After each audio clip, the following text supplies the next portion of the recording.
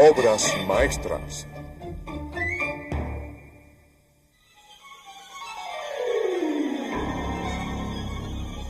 Es parte de la naturaleza humana el probar los límites de la ciencia, ser tentados por su poder ante la oportunidad de emular a Dios.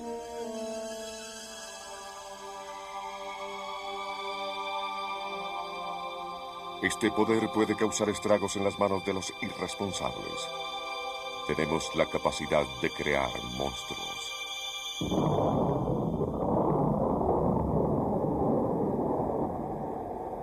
Frankenstein. La creación de un monstruo.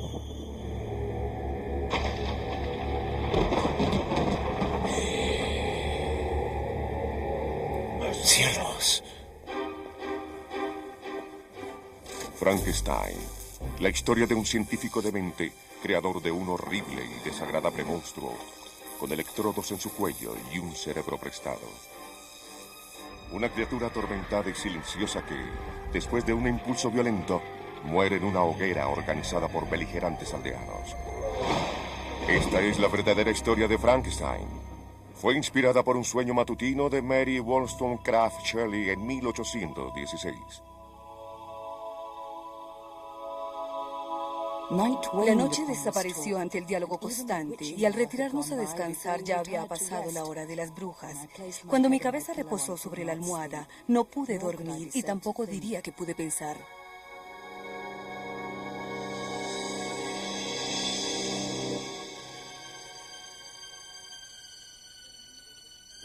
Con los ojos cerrados, pero una fina visión mental, pude ver al estudiante de las artes profanas arrodillado junto a aquella cosa que había construido.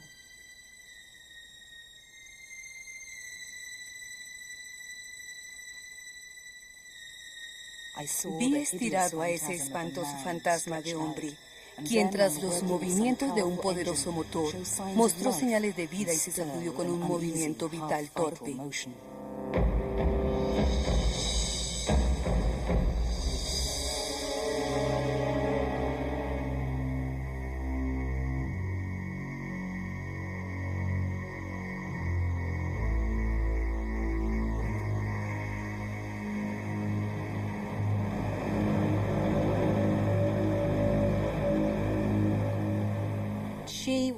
Ella podía prever lo que sucedería, pudo ver que la ciencia cambiaría por completo nuestra actitud hacia Dios, que la invención científica nos haría temer la capacidad de nuestro propio cerebro y lo que seríamos capaces de hacer.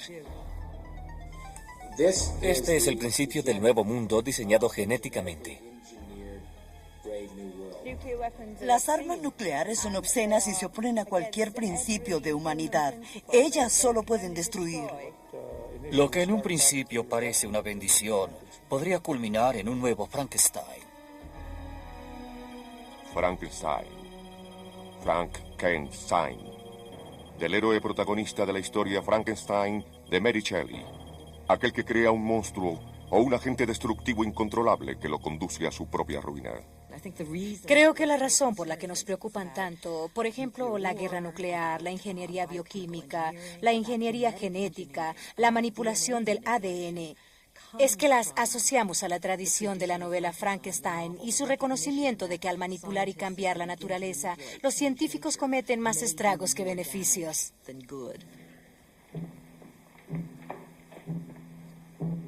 El corazón ahora late con mayor regularidad. Sí, y hace ya 9 horas que late. Aún no, pero pronto. ¿Y el cerebro? Perfecto, se encuentra en posición. Estaremos listos. Pronto.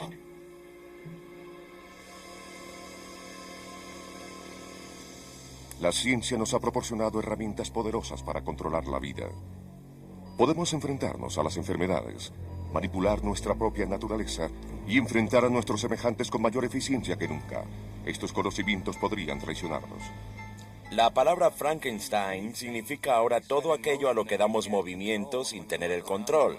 Y al observar el gran número de cosas en el mundo que hemos creado y que son absolutamente incontrolables, desde la ecología hasta, ya saben, las armas, a todo, cualquier cosa. Pero el tema central de Frankenstein, la idea de producir vida artificial, podría constituir el reto más intoxicante de todos. Nos encontramos mucho más cercanos a esta realidad de lo que creemos. Nuestras creaciones, ya se encuentren en un tubo de pruebas o en un computador, parecen estar llenas de vida.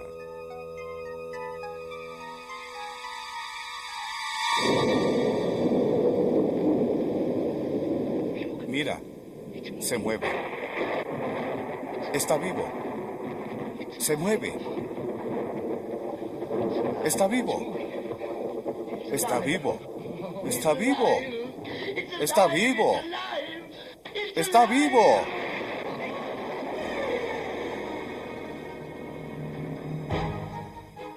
Antes del nacimiento del monstruo creado por Frankenstein, la historia se ocupaba mucho más de batallas y fronteras que de la tecnología.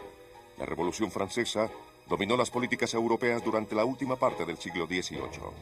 Pero en 1769, la invención del motor a vapor incendió la revolución industrial y cambió para siempre el ritmo de la vida diaria.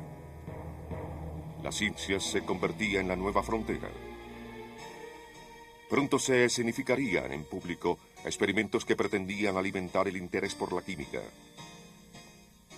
La electricidad estaba en boca de todos. Luigi Galvani adhirió electrodos al cadáver de una rana.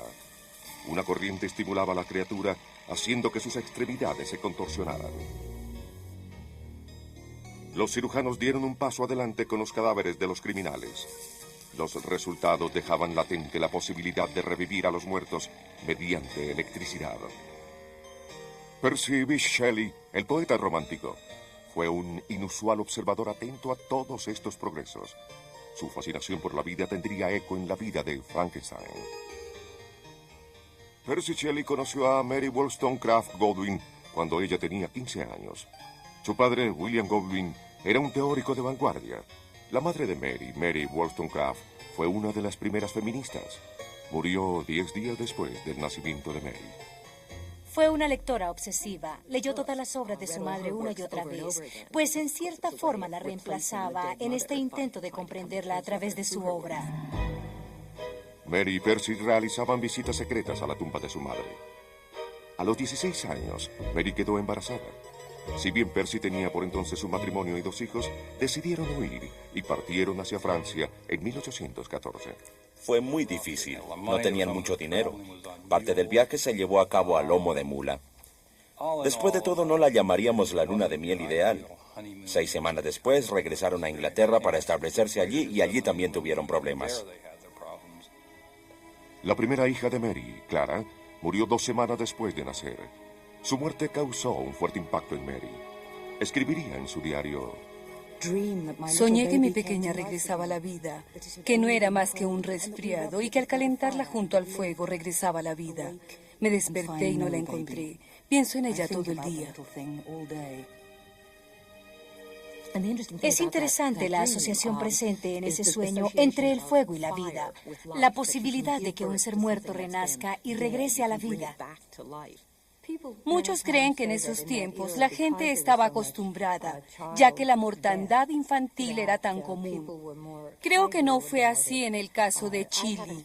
La muerte de la niña los afectó mucho a ambos. La relación entre Mary y Percy era turbulenta.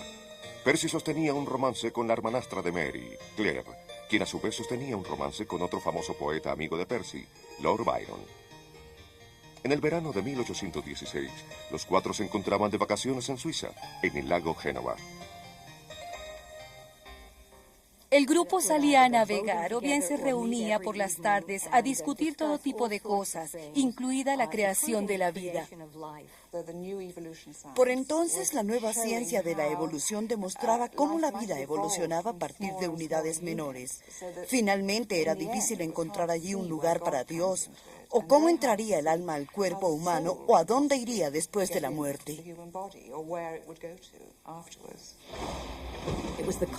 Fue el verano más frío que vivió Europa durante ese siglo. Estaban allí congelándose.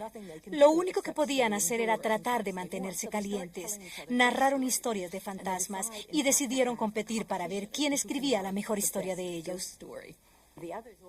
Todos los demás comenzaron a escribir y eventualmente ella despertó en medio de la noche y como ella misma lo documentó, pudo ver la escena del laboratorio, cuando el científico creaba a la criatura y ésta se levantó de la mesa.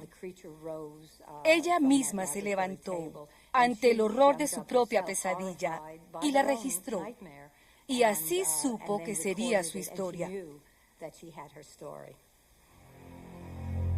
Así nació Frankenstein, concebido en la imaginación de una muchacha de 18 años de edad. Frankenstein fue publicada anónimamente en Londres en 1818.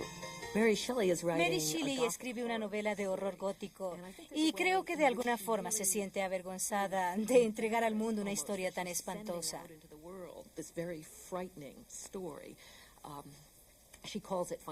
Ella misma lo llama mi engendro infame. Dice sentir afecto por él, pero reconoce lo espantoso que puede llegar a ser. Tuvo muy buena acogida. Recibió comentarios contradictorios. Algunos lo amaban, otros lo odiaban. Sir Walter Scott lo amaba. Y tuvo muy buenas ventas. Fue uno de los libros mejor vendidos en 1818. No creo que por entonces fuese posible determinar que se convertiría en un clásico. Frankenstein no fue el primer personaje de la historia de la literatura que se enfrentó a las fuerzas del bien y del mal. Mefistófeles ofrece a Fausto a cambio de su alma una vida feliz y una juventud renovada. El doctor Fausto ha vendido su alma al demonio a cambio de conocimientos prohibidos.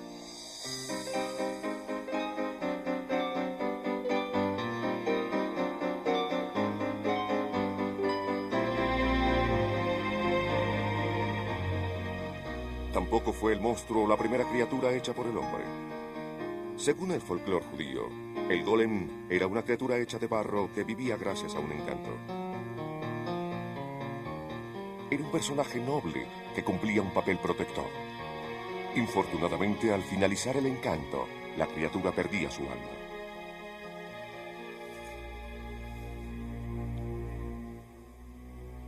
Prometeo fue una figura importante entre los románticos.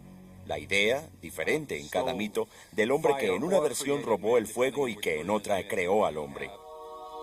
Sin embargo, hay una manera de ver a Prometeo, como un aventurero, como aquella criatura que sobrepasa los límites, las fronteras impuestas a los hombres y que por ello es castigado. En el caso de Prometeo fue atado a una roca en la que un cuervo le arranca el hígado noche a noche.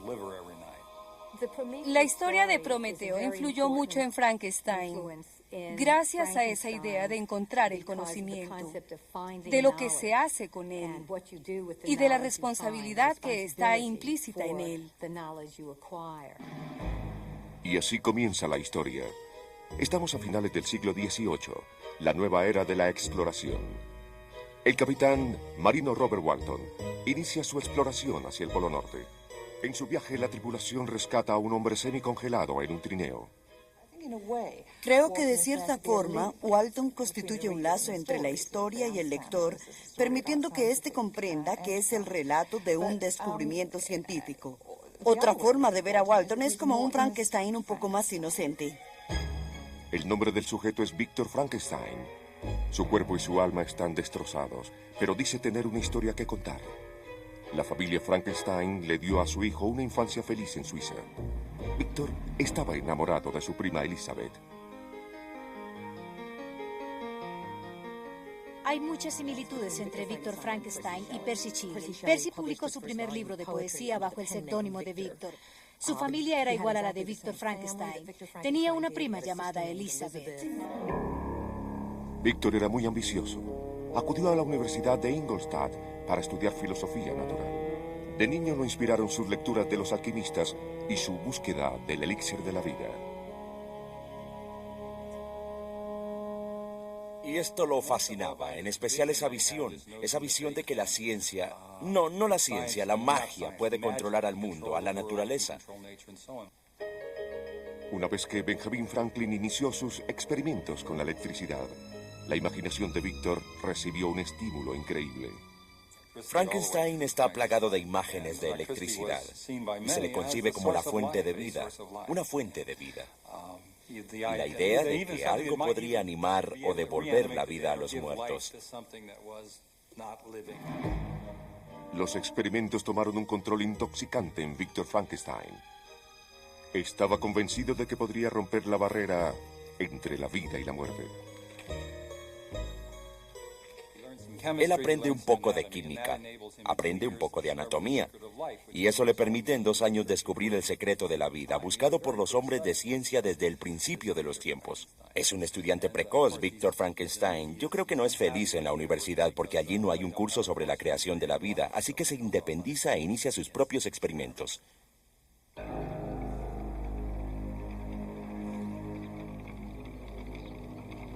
El sueño de Víctor Frankenstein de crear vida se convirtió en su obsesión.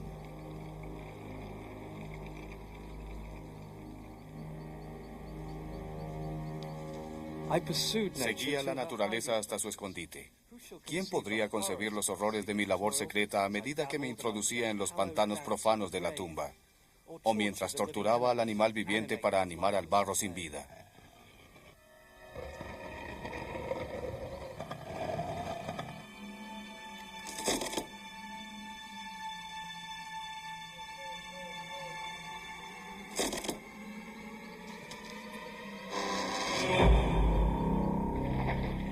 Había llegado la hora de despertar. Vi los resultados de mi labor en una melancólica noche de noviembre. Inundado de una ansiedad próxima a la agonía, acumulé los instrumentos de vida a mi alrededor con la intención de insertar una chispa vital en la cosa inerte que reposaba a mis pies.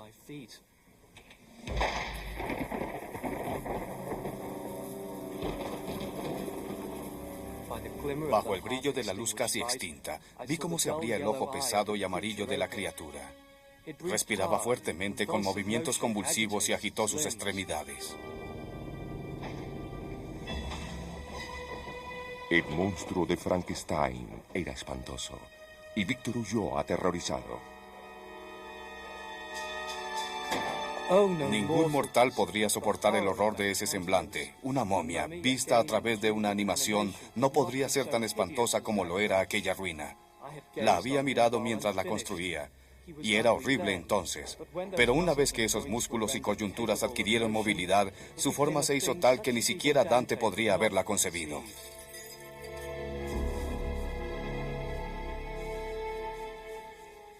Podríamos decir que el único responsable de ese desastre fue el propio Frankenstein, ya que rechazó a su propia criatura. Podríamos decir, ampliando el espectro, que la humanidad no puede admitir una relación con lo diferente. Y así es posible que la concepción que la humanidad tiene de aquello natural o humano es demasiado estrecha. ¿Qué ocurre si doy nacimiento a un fenómeno o a un monstruo? ¿Sería capaz de amarlo bajo cualquier circunstancia? ¿Es posible dar vida a un niño tan horrible? ¿Qué preferirías? ¿Su muerte? Y finalmente, pensando en la madre, ¿qué si este niño quiere matarme? ¿Desearías matarlo? Es claro que Víctor Frankenstein está pasando por esto cuando la criatura toma vida y lo inunda el sentimiento de que ha creado algo tan horrendo que es incapaz de enfrentarlo, así que lo abandona de inmediato. El monstruo quedó desamparado como un niño. Pasó muchos años habitando el bosque, observando en secreto a los humanos.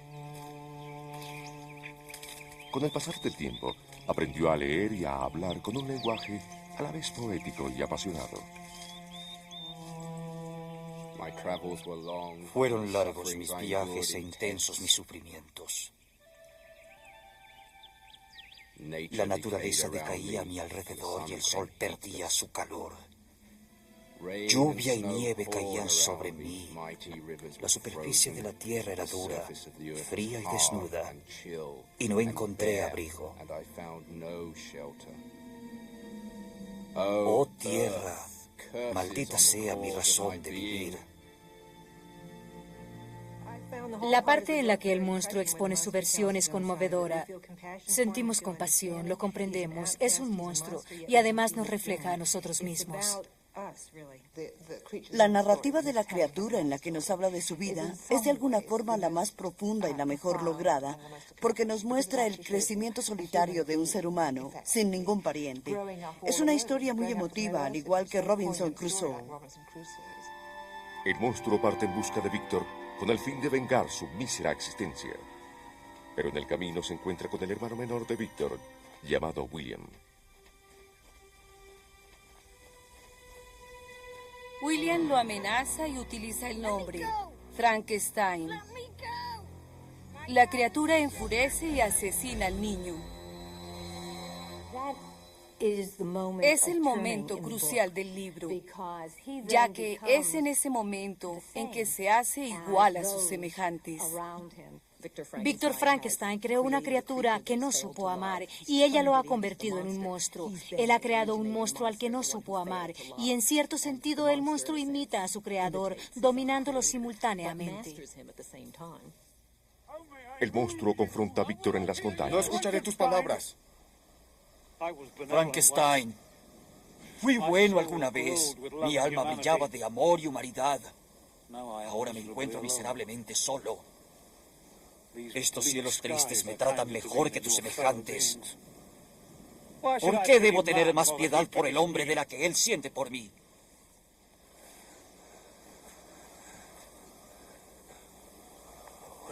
¿Qué quieres de mí? Debes crear una compañera para mí, una criatura de otro sexo tan horrible como yo. Mi pasión maligna me abandonará, ya que encontraré el amor, y en mis últimos días no maldeciré a mi creador.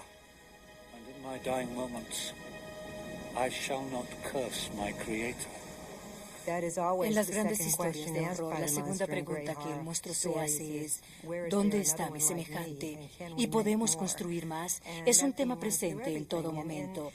Y por supuesto, de alguna forma, ese tema nos permite una y otra vez reflejar nuestro propio miedo hacia nuestra propia sexualidad.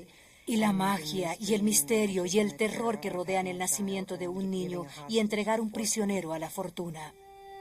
Así, Víctor comienza a trabajar en su segundo monstruo, pero transcurrida ya la mitad de su labor, cambia de opinión.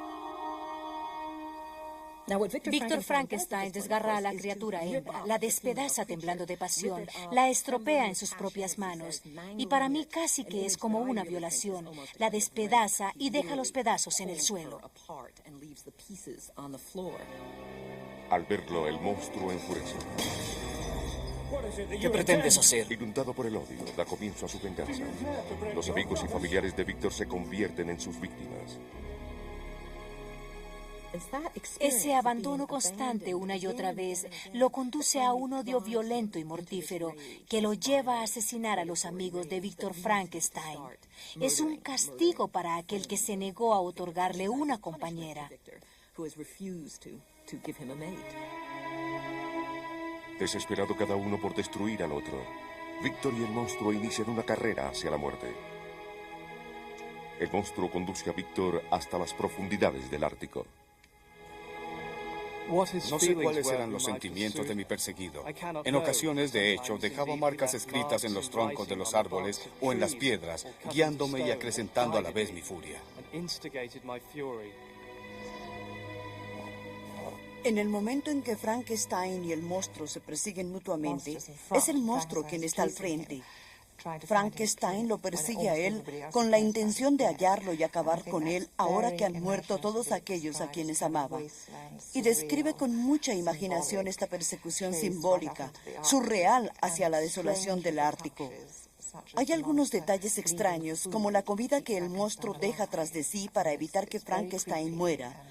Es atemorizante y creo que es la mejor parte del libro.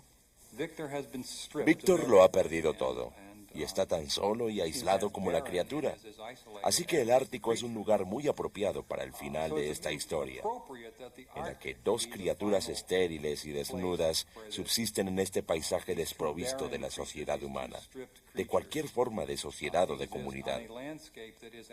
Solo están allí estas dos almas que, en cierto sentido, son dos lados de una misma persona. La historia se cierra como un círculo. Víctor reposa en su lecho de enfermo en el barco del capitán Walton y pronto muere.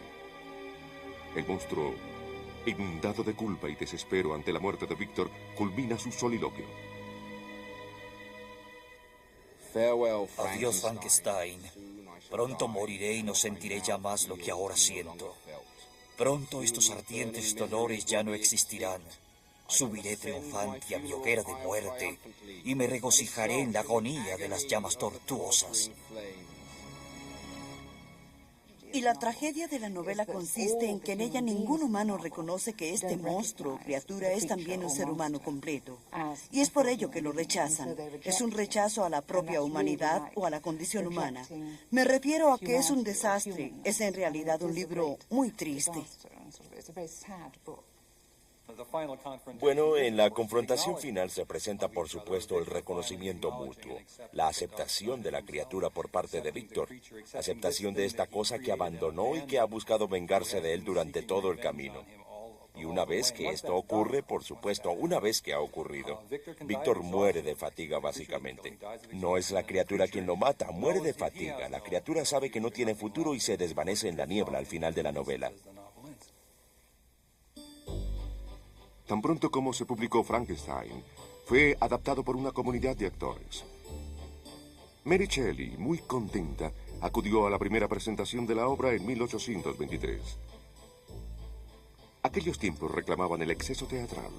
Los actores eran melodramáticos, gesticulantes, y el montaje era pomposo.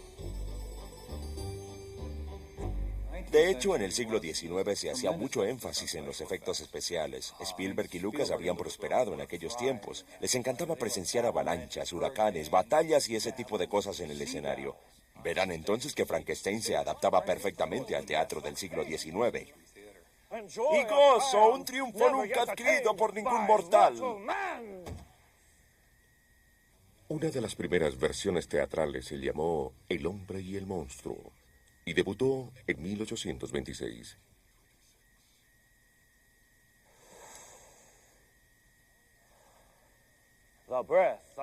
Ahora el aliento vital llena su pecho y mientras la noche fría juguetea con su cabello, entrará en sí y encontrará el movimiento.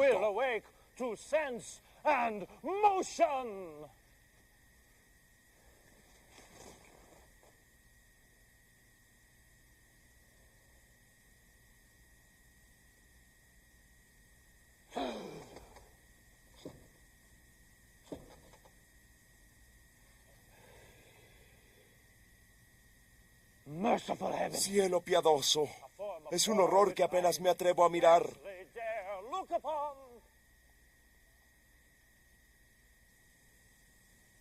A cambio del fresco color de lo humano,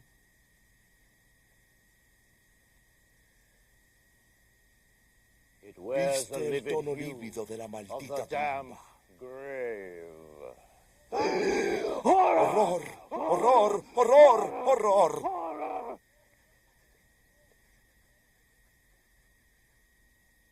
La obra no fue bien recibida por la prensa. Los tabloides advertían al espectador de los sobresaltos antirreligiosos de la obra, declarándola una mala influencia. Pero el público ocupaba todas las sillas. ¡Oh, déjame huir de este horrible monstruo creado por mí!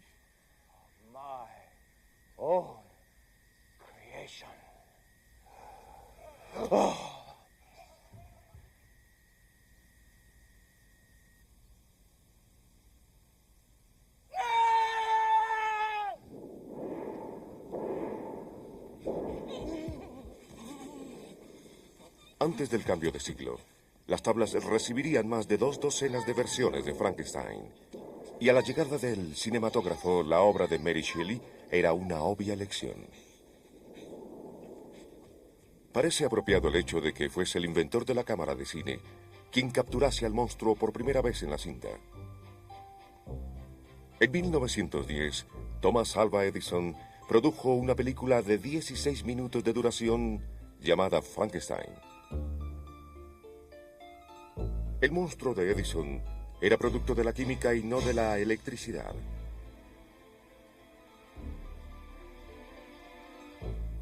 La creación del monstruo es un ejemplo de los primeros efectos especiales realizados en su mayor parte a partir de humo y de espejos. En esta secuencia, Edison revirtió la película, produciendo la imagen de un monstruo que resurge de las cenizas.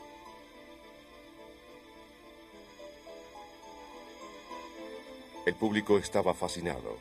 y Edison establecía un precedente. Las escenas de creación de las futuras versiones cinematográficas de Frankenstein se hicieron cada vez más dramáticas. Estas son algunas de las chicas que participan en las Folies de 1931. En 1931 se completó el Empire State, un edificio de 132 pisos.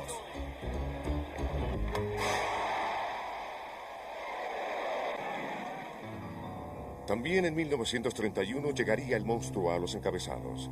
La versión de James Whale, protagonizada por Colin Clive en el papel del Doctor y Boris Karloff en el papel del monstruo, definiría para siempre el aspecto de Frankenstein. ¿Pero qué ocurre? Mire, ¿No hay nada que temer?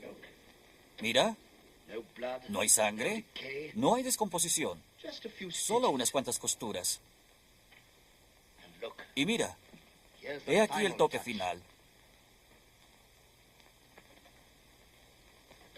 El cerebro que robaste, Fritz. Sí. Piénsalo. El cerebro de un cadáver esperando vivir de nuevo en un cuerpo que he construido con mis propias manos. Con mis propias manos.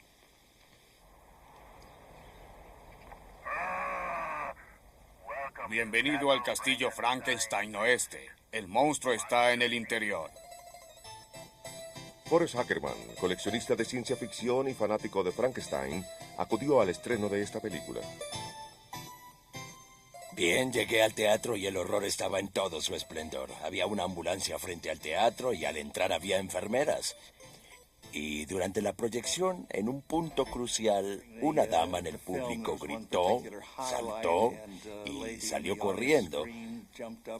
A los 15 años yo no estaba acostumbrado a reacciones de este tipo en el cine, así que asumí que aquella era una reacción muy seria.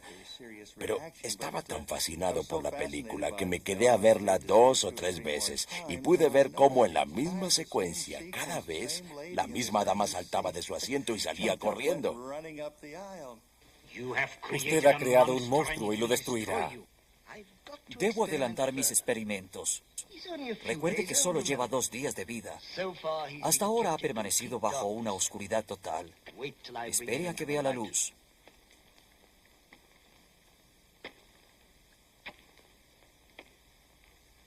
¿Aquí viene? Apaguemos la luz.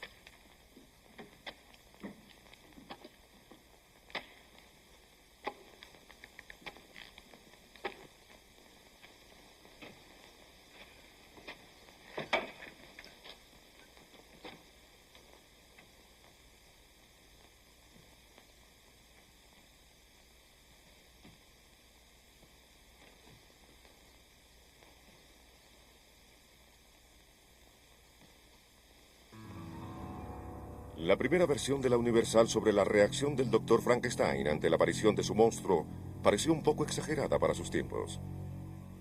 Y como dice Colin Clive en un paroxismo de la creación, él no puede contenerse y dice, se mueve, vive, se mueve, está vivo, está vivo. En nombre de Dios, ahora sé lo que se siente ser Dios.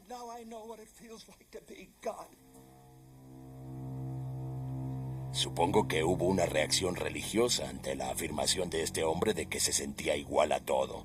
Pero después de la primera semana el problema desapareció. Hubo un tiempo en la historia del cine en el que siempre que aparecía un científico loco la reacción era: él se introdujo en los dominios del Señor, trató de comprender aquello que el hombre debía ignorar.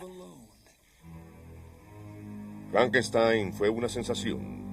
La revista Variety promocionaba la película como la más costosa del país, y Boris Karloff quedaría marcado de por vida.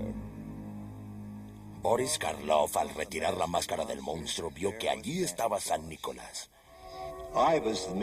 Yo fui aquella criatura infortunada que en aquellos tiempos de la depresión en 1931 hubo de competir con San Nicolás para llevar alegría a la gente en tiempos de Yule. Pero de alguna manera funcionó.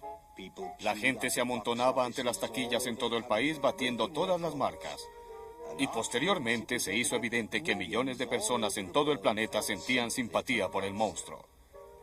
Se hacía claro en las cartas que enviaban el hecho de que mi caracterización los aterrorizaba, al mismo tiempo que el personaje representado por mí les producía mucha piedad. Lo cual me hizo feliz porque era precisamente eso lo que esperaba. Siempre se refería al monstruo en términos muy amistosos. Fue lo mejor que le ocurrió en su vida. No le importaba que todos lo recordaran como monstruo. En 1935 se llevó a cabo el estreno de La novia de Frankenstein. Considerada por muchos como la mejor película de horror de todos los tiempos, se acercaba mucho más a la novela que la versión cinematográfica original. Generaba mucha más simpatía por el infortunado monstruo. Mi película favorita de todos los tiempos es La novia de Frankenstein. Y mi secuencia favorita es aquella en la que el monstruo de Frankenstein visita al ciego en el bosque. El ciego toca el violín y el monstruo herido, molesto, desorientado, rechazado, se tambalea hasta el interior de la cabaña del ciego y se hacen amigos. Antes de tu llegada me encontraba solo. Eso no es bueno. Solo, malo. Amigo bueno. Amigo bueno.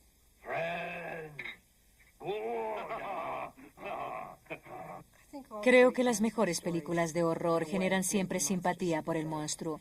Es sorprendente cómo hemos olvidado eso al finalizar el siglo XX. La mayoría de nuestras películas de horror están basadas en los fuegos artificiales y en los efectos especiales y han olvidado que Drácula en el cine ha sido siempre encantador, que Frankenstein buscaba la luz, que lloraba cuando se hacía amigo del anciano en La novia de Frankenstein. Y el hombre lobo siempre daba paso a la compasión y a la comprensión. Hay bien y hay mal. Bien. Mal. Bien.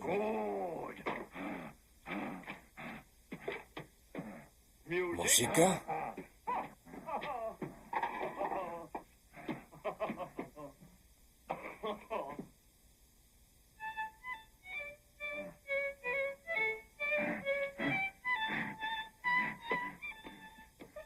Creo que la imagen de Karloff integra el drama, el dolor, la alienación, la confusión, la ira. Gran parte de lo que logra el libro, siendo el cine lo que es crear la necesidad de una criatura visual, una criatura articulada y parlante. El libro gira en torno a las palabras y la película gira en torno a las imágenes. Lo último en horror diversión. Tras el éxito de las dos primeras versiones, se produjo en la industria una explosión literal de Frankensteins. Frankenstein debe ser destruido. Frankenstein y el hombre lobo. La venganza de Frankenstein. El hijo de Frankenstein. La maldición de Frankenstein. Sé que nuestra imaginación solicita imágenes de vampiros, hombres lobo, ángeles, Satanás, el demonio. Deseamos verlos y deseamos ver o leer dramas en los que ellos nos hablan de la vida. Poco después de las primeras versiones cinematográficas, se produjeron las primeras versiones radiofónicas.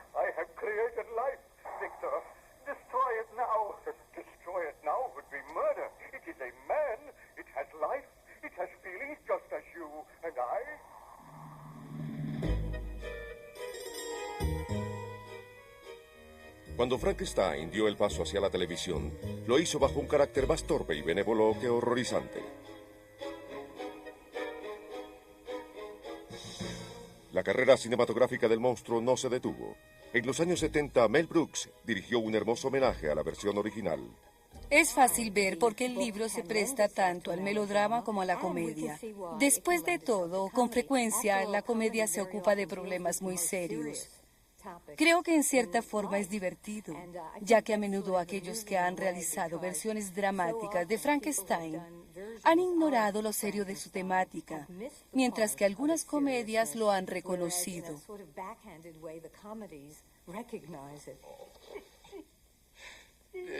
Eres un buen chico.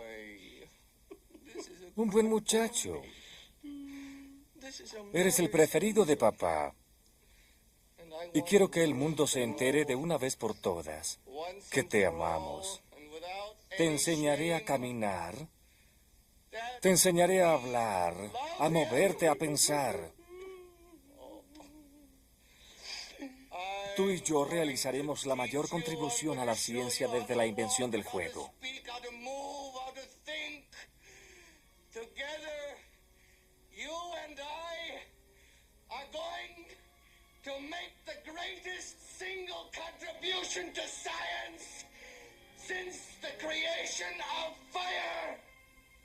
Doctor Frankenstein, ¿está usted bien?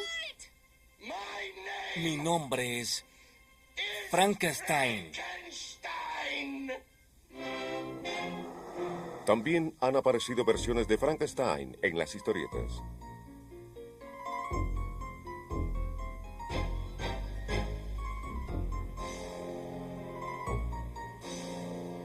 Pero la cultura pop no fue el único vehículo para el monstruo.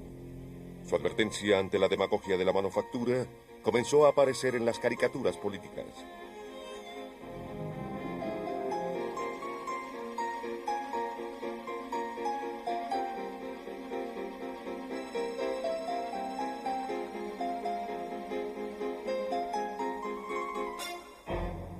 Originó un mito que se ha convertido en una de las guías de nuestra cultura.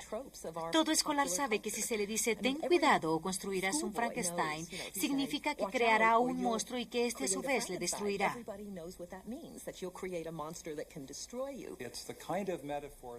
Es el tipo de metáfora que asume las necesidades, los gustos, los deseos de otras culturas subsecuentes. Ella escribió una historia que alcanzaría un poder mítico, y no me sorprende que haya cientos y cientos de películas sobre Frankenstein, además de las de la Universal. Existen muchas variaciones y muchos giros de la historia de Frankenstein, y siempre habrá más. Los ojos tristes del monstruo de Frankenstein han conmovido a generaciones. Él nos recuerda lo cruel que puede llegar a ser el humano cuando ha abandonado su conciencia. El mensaje de Mary Shelley va más allá de la moral privada y nos trae a la mente lo poco que somos cuando intervenimos en la naturaleza. La existencia propia del monstruo es una condena de la ciencia sin alma.